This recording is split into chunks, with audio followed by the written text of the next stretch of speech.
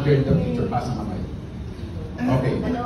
Now, the question is, last year, magkano ang in-invest niyo sa personal growth niyo? Okay, kung wala, paano kayo magiging successful? Ilang libro ang binasa ninyo about leadership? Ilang libro ang binasa ninyo about sales? Pero gusto niyo maging successful. So ano ito? Milagro? Antay tayo ng second coming? So kailangan natin gumawa. And we have to invest. You have to invest. If you really believe in yourself, you have to invest. So next year, ang PAMACON gagawin saan? Cebu. So dahil ayaw nyo mag-invest ng mura, doon tayo sa mas mahal. So Cebu, I want all of you to be present in Cebu. Can we all do that? Yes! That is very good. So magkita-kita tayo sa Cebu. Ngayon pa lang, magtabi na po kayo. Alam niyo po, no, or lahat ng leaders ko, nire-require ko sa mga ganyang mga seminars and events. And we're even planning na umatay ng gama kasi nanahagan kami ng gama sa BTB sa Bangkok, Thailand. So sabi kong gano'n sa team ko, next year dapat nandun tayo. Kaya lang sumabay naman yung sa event. Ano kaya hindi kami naklama. Well, anyways, no, I want you to invest.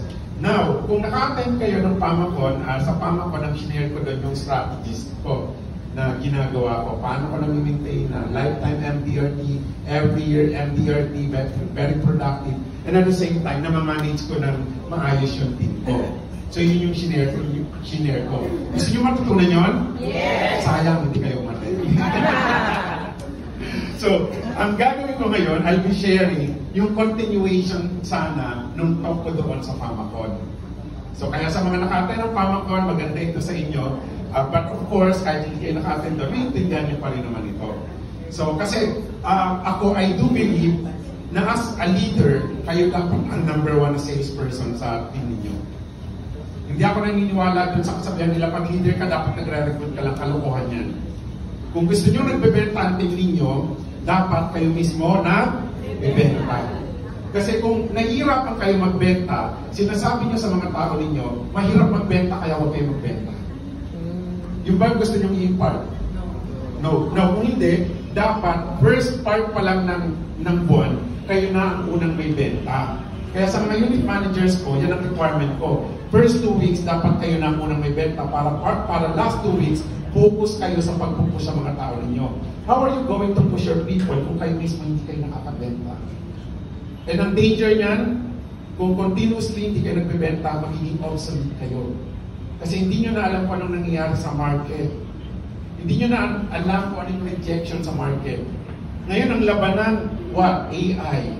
So, paano nyo ma-integrate dito sa selling ninyo kung kayo mismo hindi na nagbebenta? Gusto nyo pumaman ng AIA? Yes! Imagine niyo ito kung lahat ng leaders magbebenta ngayong month na doon. Do you think magkikik yung performance natin? Yes! Yes! Kasi kung makakabenta lahat ng leaders, definitely, ang mga tao ninyo sa baba, magbebenta rin. Kaya kung gusto ninyo ma-resolve ang issue ng selling ng AIA, ang una dapat magbenta is leader. Lead in front, not from the back. So at this point, I will share to you a system, paano ko nag-create ng system. Kasi for that to happen, you need a system, tama? Yes. Kasi hindi naman pwede puro ka lang benta. Hindi rin pwede puro ka lang recruit.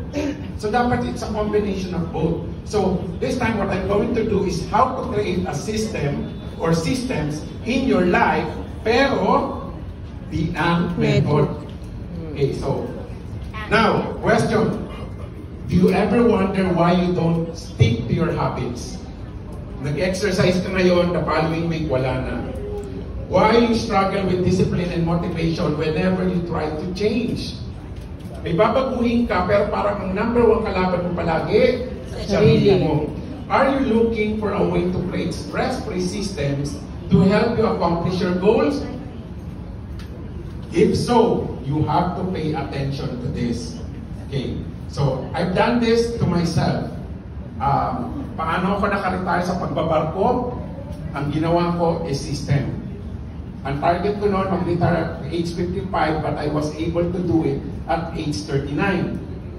Nung nawala yung wife ko, natakot ako, sabi ko, baka susunod na ako. Dahil yung wife ko mas healthy, far away than me, and yet nawala siya. Eh, ang itsura ko, ganito na, sabi ng mga FAs ko, nung nakita yung picture niya, tatay mo, sir.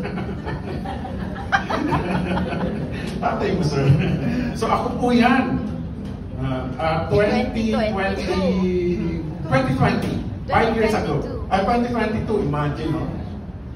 Pero I embarked on a health journey and somehow nagbago ang buhay ko. And the way I started my business, na nag-MDRT, na nagmamanage ng agency, na nagsusulat ng libro, nagsusulat sa newspaper, lahat na, and single parent. Anong ginawa ko? System lang lahat yan. So now, the method I'd like to share with you is something na hindi lang basta makakapag-build kayo ng system, but I want you to get out of stuck and not feeling anymore.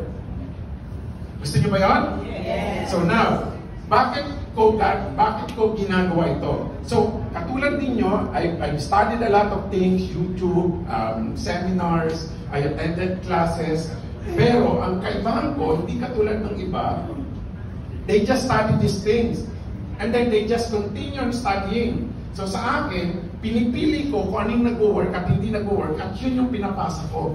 Yung mga nag-work, pinipilter ko siya. So yung iba, inaaral lang nila yan, then ibebenta yung programa. So sa akin, hindi. Ang intention ko talaga is to make sure na yung nakukuha ko, yung pinaka-most effective, pero gagawin ko muna siya.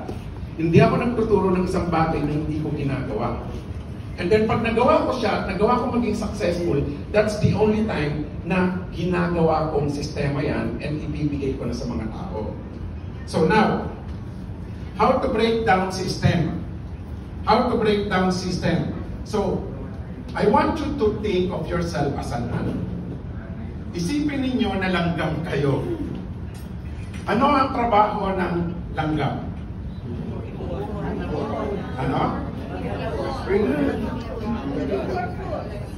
Tama, no? Number 1, maghanap ng pagkain. Pangalawa, get food. So sabi ng isa mga gangster, hindi yan ang trabaho ng langgam, ha? Pinoproteksyonan niya lang sarili niya. Pero ang trabaho talaga niyan is maghanap ng pagkain at hindi lang maghanap. Ano ang pinaka-importante rin?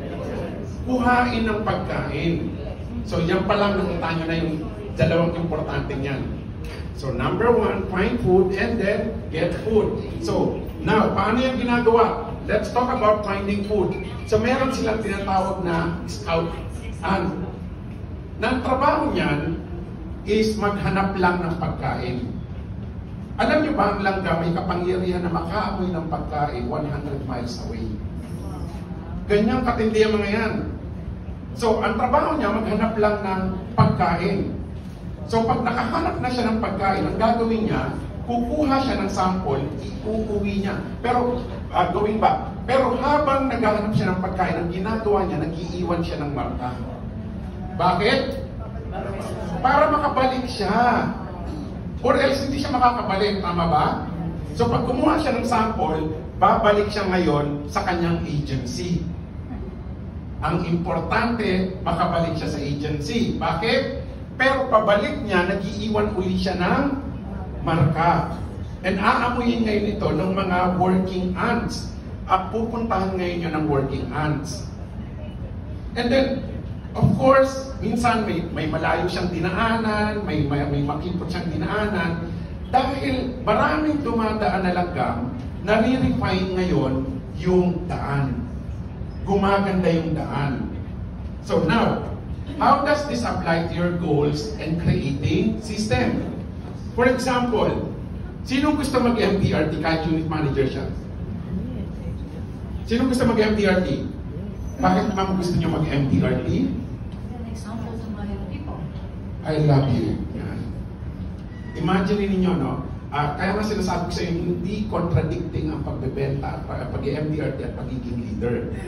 Sa Hong Kong, ang pinaka-the best na agency doon, district, lahat MDRT sila, kasama ang district at saka agency manager. requirement sa kanila, dapat lahat kayo MDRT.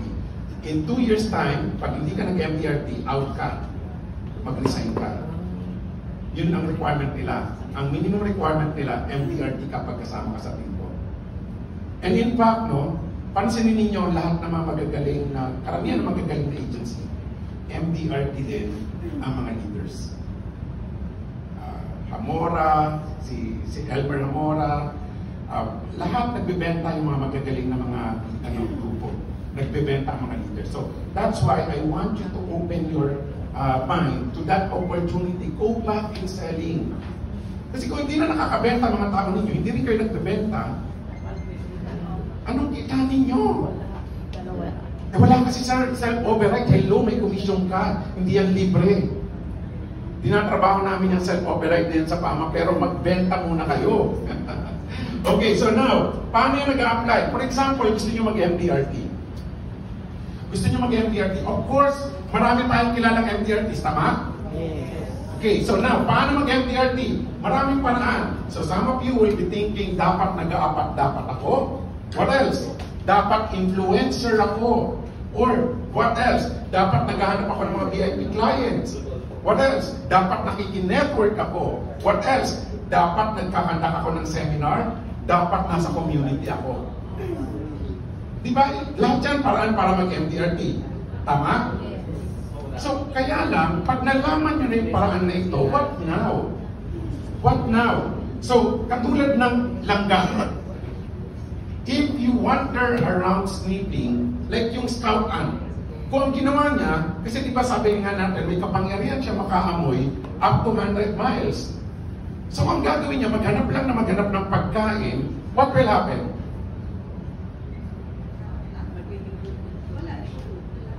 What will happen? Mamamatay ang colony. Bakit? Hindi siya bumabalik eh. Remember, anong galing niya kung siya lang ang nakakakita ng pagkain, pero hindi niya ito binabalik sa colony. So, same thing. If nakakita na kayo ng paraan, ganito yung paraan para mag-MDRT ako, anong gagawin ko? You have to do this already. Because the cause of inaction is certainly death. And maraming ganyan ang sakit, aral lang ng aral. Basa lang ng basa. Mga seminarista. O ngayon, tapos ng programa ninyo, ilan ang recruits? O anong nangyari? And don't tell me, hindi kayo natuto. Natuto naman tayo, di ba? It's just that ito ang problema natin. At yun ang reason kung bakit nahihirapan tayo. Kasi naghahanap palagi tayo ng silver bullet. Na ito yung solusyon, ay hindi pa. Kasi hindi mo naman kasi talaga gagawin yan. Kaya hindi pa ito. Hahanap ka ng mag-fit sa gusto mo. Nahanap ka ng sistema na iba-validate na tamang hindi ka nagpo-prospecting, tamang hindi ka nag-JFW, tamang hindi ka lumalabas, tama na nag-Netflix ka lang. So yun yung hinahanap mong maririnig to validate what you are doing already. Pero kung may narinig ka na ganito lang siya, gawin mo na agad. I-apply mo na agad. So now, paano natin yung gagawin? Number 1, you choose a path. Ano yung tatahakin ko? Kasi walang mali.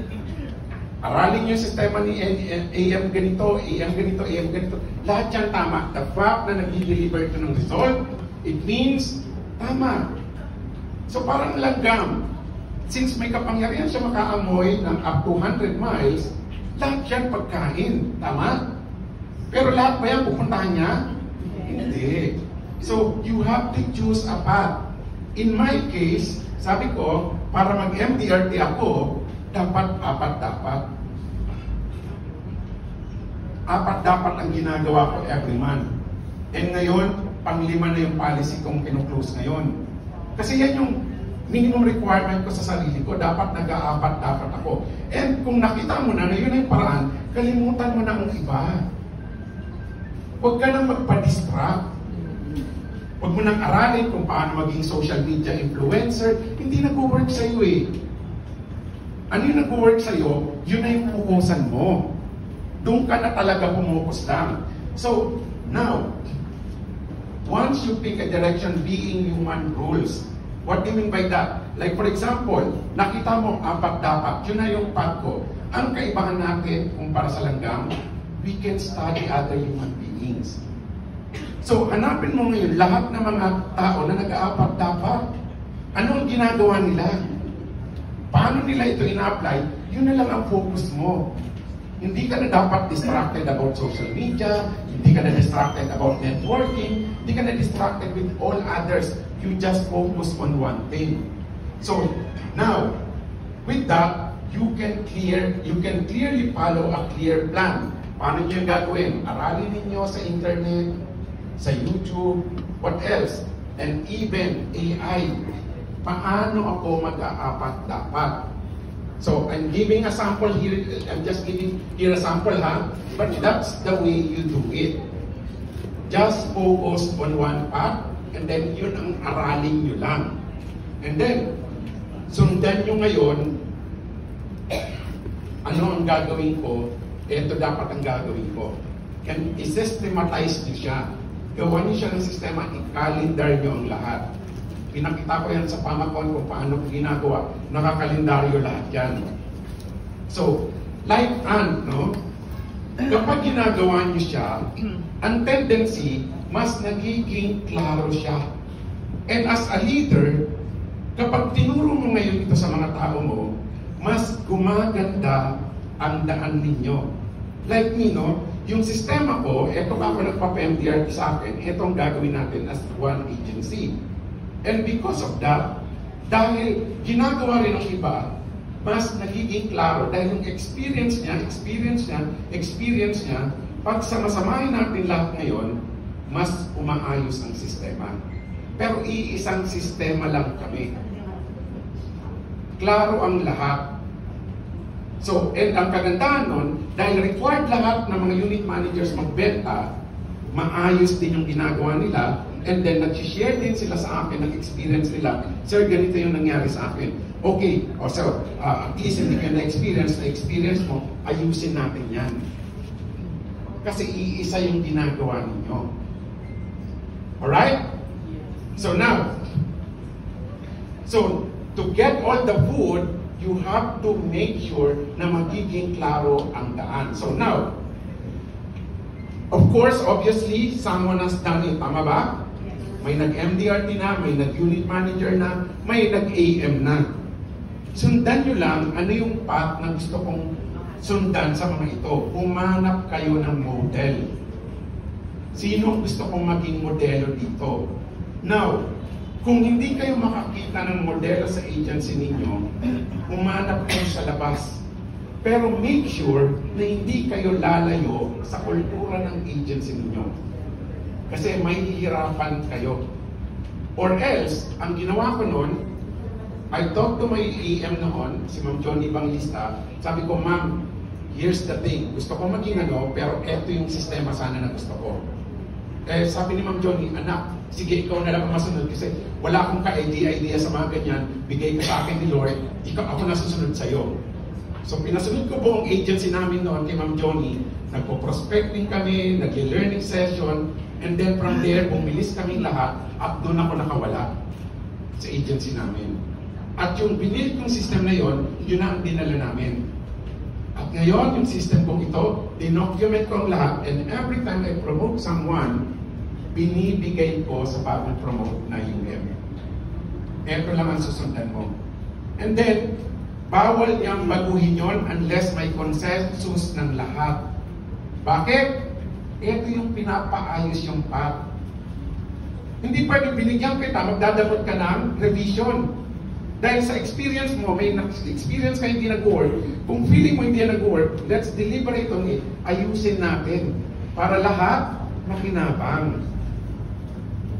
So stop doing it on your own. Mahihirapan kayo. So then, just follow their path. So pag sinundan nyo kung ano yung nag-work at maraming umuulit-ulit neto, do you think magiging successful ang team ninyo? Yes. But of course, katulad ng langgam, hindi yan straight path, hindi yan smooth sailing, right? Merong ibon na bigla na lang sila kakainin, may mga dadaanan silang bato, di ba? Ang amazing sa langgam, napansin niyo ba ito? Napaglaruan niyo ng mga langgam? Subukan niyo kapag may langgam na, kasi may sinusundan na napat yan eh. May sinusundan siyang amoy eh. Harangan mo yung dadaanan niya, anong gagawin niya? Or minsan aakyat siya sa kamay mo. Tatawid siya doon. Kasi wala siyang pakialam kung ano yung obstacle, eto lang yung path ko. Or else, pag umalis ako sa daan kong ito, mawawala ako. Bakit? Wala nang amoy siyang susundan eh. So ang goal is, wag mag-deviate. You stick to the plan. Di ba sabi natin sa Congress, you stick to the plan. So now, ganun din sa atin. Every time we do something, maraming mga obstacles. Like for example, yung nangyayari sa mga client calls natin, sa meetings, sa kalendaryo, bago kayo maging MDRT. So now, at yun ang reason kung bakit parang feeling ninyo, nawawala kayo. Parang feeling nyo, lost kayo because of all those obstacles. So now, there are too many obstacles. You have to accept that. And for that reason, you have to clear the path. So kapag may sinusundan ka na, alisin mo lahat ng mga palakid. So, for example, ang kagandahan sa langgam, ang langgam, kahit na-sprayhan mo yan, kahit may lasa yung dadaanan niya, dahil nandun yung amoy, dadaanan niya yan. Alam niyo kung ganun lang talaga tayo ka-consistent? Ang dahil maging successful eh. Sila, kahit in-sprayan na yan, binubukuhan mo na ng apoy nila, binubudburan mo na ng kung ano-ano. Di ba parang sarap minsan paglaruan ng mga ito? Pero they never stop. So pero, dahil sa experience nila, halimbawa, nakita nila, may ibon dito, may umiiwas. Pero naamoy niya uli yung, halimbawa, umiiwas, ang nangyari, umiiwas siya ngayon dito dahil nakita niya may ibon doon. Pero every time na naglalakad kasi sila, nag-iiwan ng bakas. Kaya may sumunod din isa, and makikita ninyo, magugulat kayo lahat dito na yung dadaan. Umaayos yung daan nila. So, clear nila yung path. So, until one day, they can go directly to the food without going through obstacles. And that's the main goal. Pag nag-build kayo ng system, what will happen is at the beginning, it will be an uphill battle. But if you give up too soon, what will happen? Wala. Kasi hindi mo makikita ano yung mga naging challenges, hindi mo ngayon alam kung ano yung dapat na i-adjust. So, the question is, mas matalino tayo sa langgam, tama ba? Yes. Tama ba? Yes. Unfortunately, hindi tayo nalalayo sa langgam. Kasi, alam na natin na hindi nag-work yung isang bagay, but we keep on doing it. Bakit? Anong kalaban natin? Emotion. Remember the left and right brain? When you decide, ano ang nasusunod? Left or right brain? Ano yung left? Logical. Right is the emotional. So when we decide on one thing, ano ang nasusunod? Right. Right brain. Emotional, logical? Emotional. Emotional palagi. Hahanapan mo na lang siya ng logical explanation. Iba-validate mo na lang siya ng logical. Pero bakit tayo dinisign ng Diyos na ganon? Kasi kung mauuna palagi ang logical, believe me, hindi tayo mag-grow. And yun ang reason kung bakit yung mga taong very emotional, sila yung mas mabilis nagiging successful. Sila din naman ang prone sa failure. Kasi gamit palagi ang emotion. So, for example, kung logical palagi ang approach ninyo sa isang bagay, may isa akong recruit na potential recruit, walang pera, mahirap, tapos daming anak, nag-iisang magulang. Eh, pag tinignan mo logical checklist mo, hindi siya magandang recruit. Oh, meron naman dito, ganda, mayaman, well-educated, tapos presidente ng ganito. Logically, maganda siyang recruit. But at the end of the day, importante ang emotional nyo na side.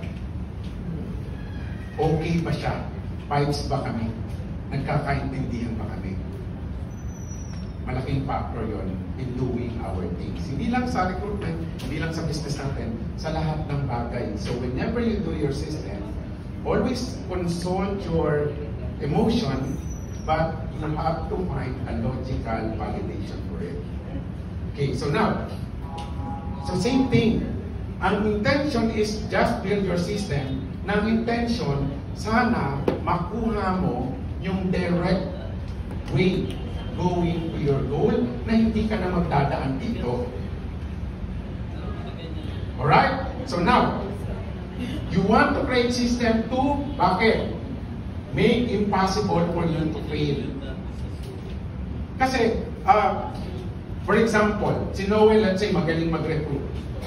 Eh kung hindi niya dinocument ito at hindi niya ginawa ng system, what will happen? Adjust siya ng adjust. Pero hindi niya alam bakit siya nag-a-adjust. Until one day, pagdating sa dulo, nalito na siya, paano ko nga ba yung ginawa? Kasi wala kang sinusundang system. Like for example, pag nagluluto, anong system sa pagluluto? Anong system na gamit natin?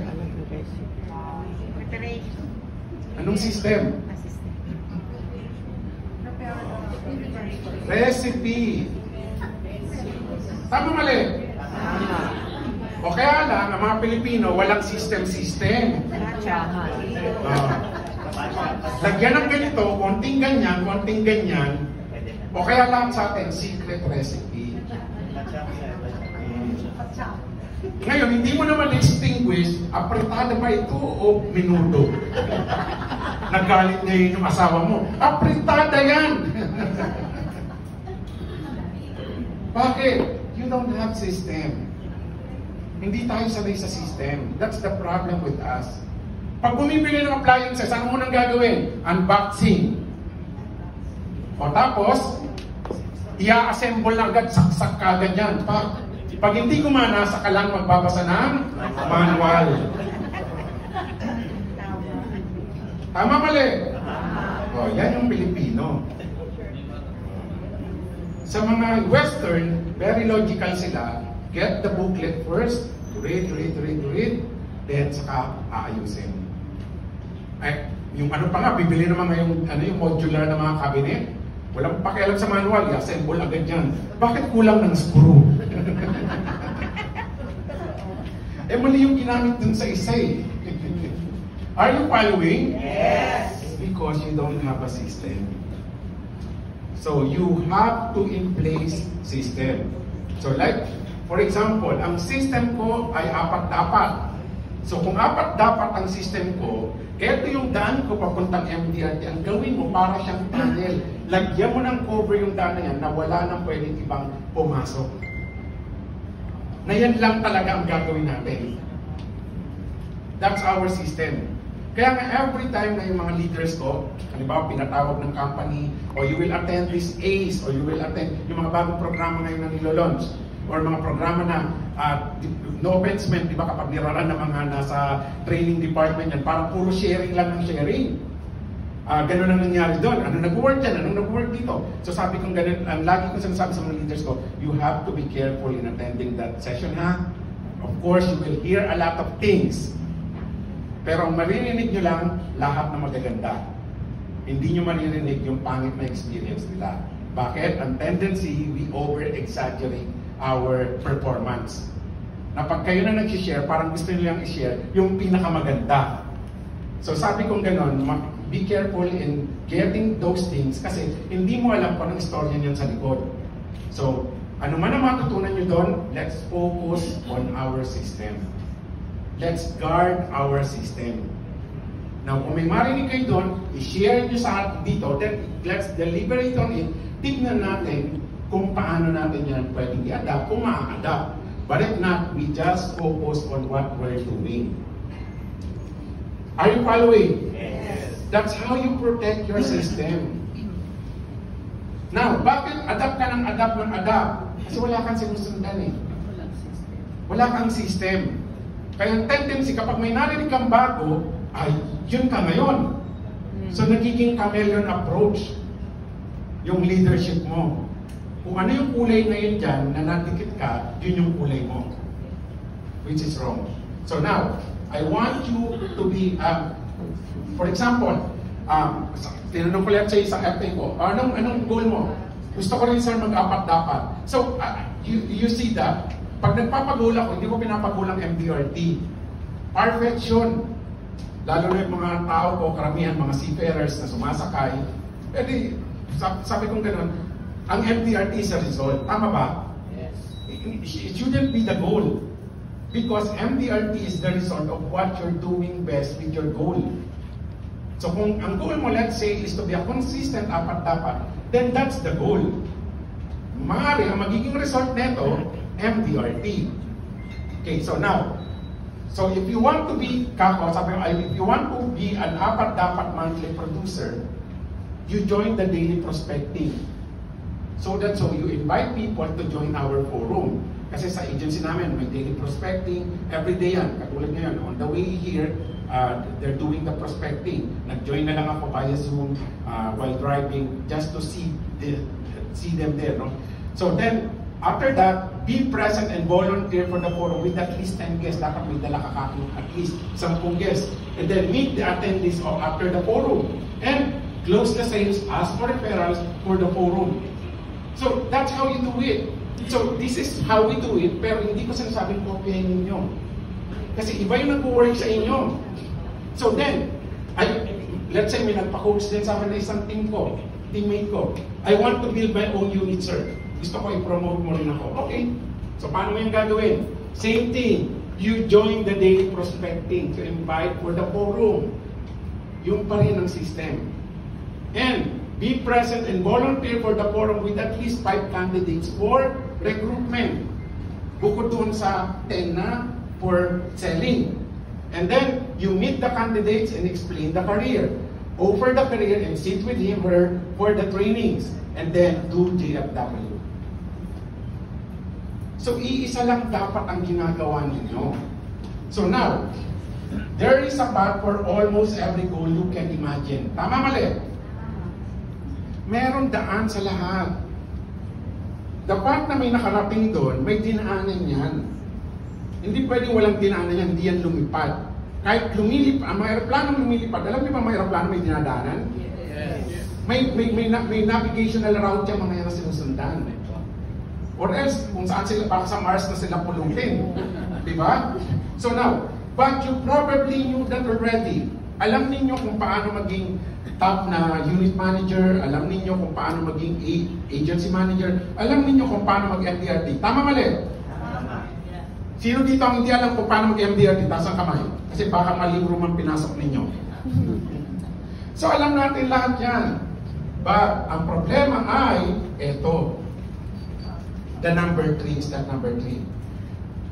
You don't follow the path.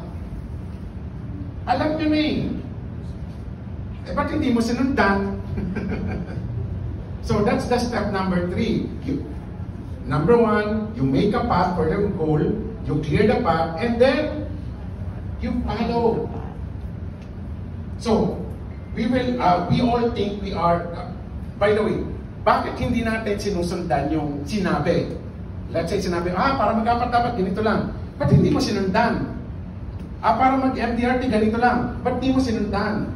Para maging top na UN, dapat ganito yung ginagawa. Ba't hindi mo sinundan? Kasi we all think we're all special. Tingin mo, special ka. Sir Chris, hindi yan nag-a-apply sa akin kasi. O, di ba? Hindi yan bagay kasi sa akin eh. Kasi si Sir Chris Cervantes yan eh. Hindi yan ako. Special ako. Chris Cervantes yan. Ako ito, special ako. So that's the problem. Now, granted na you're special, no? So tignan natin. Kung special ka, what you can do is prove it. prove it na special ka, gawin mo yung pinagagawa, and pag ginawa mo yun at hindi nag-work, special ka nga. Kaya lang pag sinundan mo yun, what will happen? Magkakaroon ng result. Tama, mali?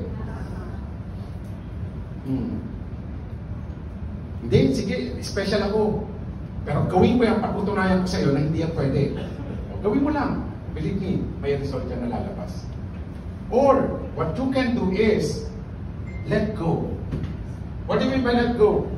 And be special in other areas of your life. Huwag mo lang isipin na special kang unit manager. Huwag mo lang isipin na special kang FA. Let go. Hindi ka special. And be special on other areas. Let go. Like for example, no? Let it go. Paano mo yan gagawin? So, kung feeling mo, hindi ka naman special, let go the idea na hindi mo yan kayang gawin. Katulad ka rin niya. And then, ang gawin mo, piliin mo na lang saan ka pwede maging special. Like for example, you pick a specific goal. Paano mo gagawin ito na magagawa mo rin yung ginagawa niya? So number one, you pick a specific goal. Anong gusto kong mangyari? Gusto kong maging top na unit manager? Gusto kong maging agency? Find someone you like who has done this specific goal. And then, do exactly what they did. And then, ano pang pinakamaganda dyan? Dahil na-meet mo na yung pinakamagaling dyan, you might also want to consider hire them. Hire them to show you exactly what they did. Kasi kapag idea lang yung binigay sa'yo, hindi pa rin yung klaro, tama? I-hire mo yung tao yun. Turuan mo ako, paano mo yung ginawa? Bayaran kita. And believe me, magiging katulad ka rin yan. So now, I've done this for, like for example, dati hindi ako marunong mag-drive. Meron akong isang tropa na magaling mag-drive, kaskasero. Sabi ko, gusto kong maging kaskasero rin. So pwede mo ba akong turuan paano maging kaskasero? Oh. And then, hinayar ko siya, tinuruan niya ako. And then, hindi ako marunong mag-gitara dati. May isa rin ako tropang magaling mag-gitara, magaling mag-adlib. Nagpaturo ako sa kanya. Siya ang nagturo sa akin mag-gitara. Binayaran ko rin yung tao doon. Same thing, noong 2020, nung natakot ako sa health ko, I started hiring training coach. Nag-enroll ako sa Gold's Gym, ang mahal na binabayaran ko sa PT ko, personal trainer. Magkano yung monthly ginagastos ko dyan. And because of that, nagkaroon ng result. So same thing, ganun din sa lahat ng mga ginagawa ko. And even in doing the system, every time I found someone na magaling, I make it a point na magiging kasama ko siya sa system ko. By at least hiring them as your consultant or whatever, huwag kayong matakot gumastos. Pansinin ninyo, lahat ng mga magagaling na mga business owners nag-aagawan sa mga magagaling at nagbabayad sila. Pero bang, join ka sa ano, tulungan mo ako, libre ha, sino mag-aagawan? So you learn how to pay. So then,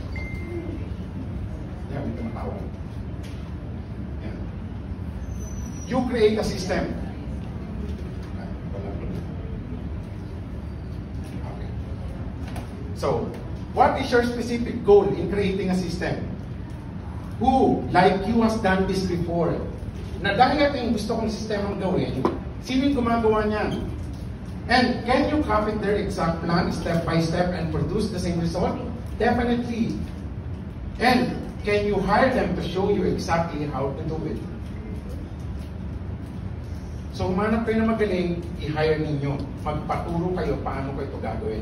Paano ko ito ma-implement. Ang kagandahan, kapag nagbabayad kayo, doon nyo makikita kung gaano kayo kaseryoso, and then ang result niyan, magkakaroon talaga ito ng resulta dahil nag-invest ka.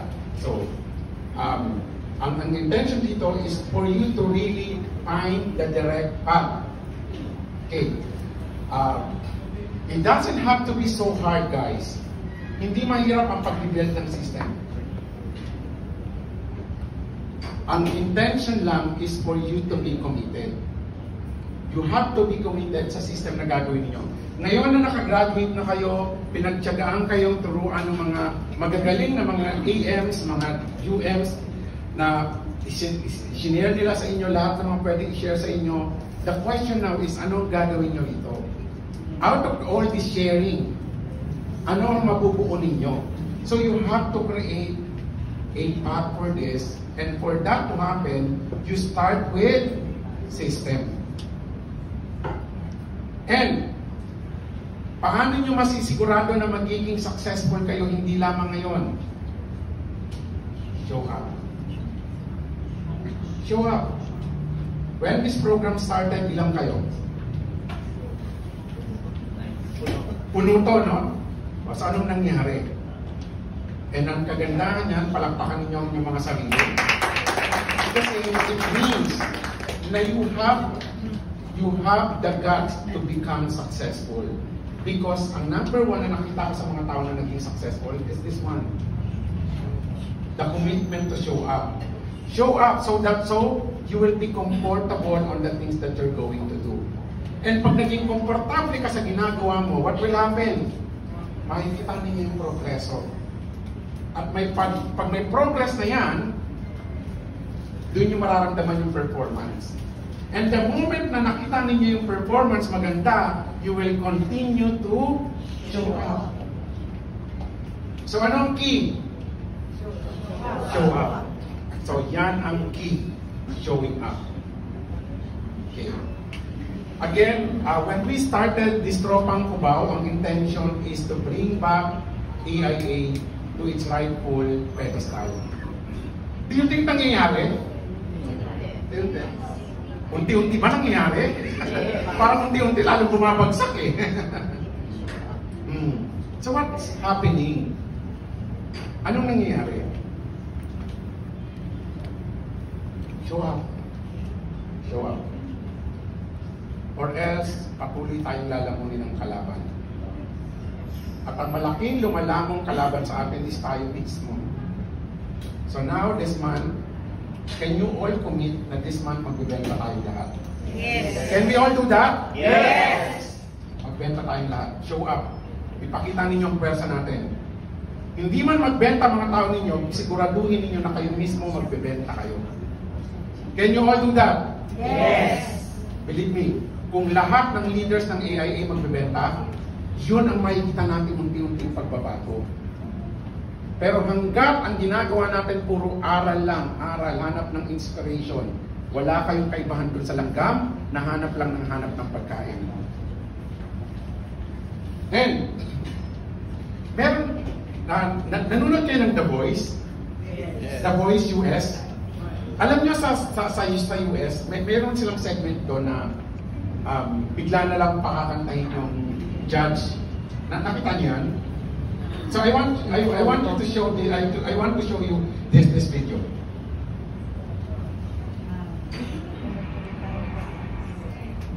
DM.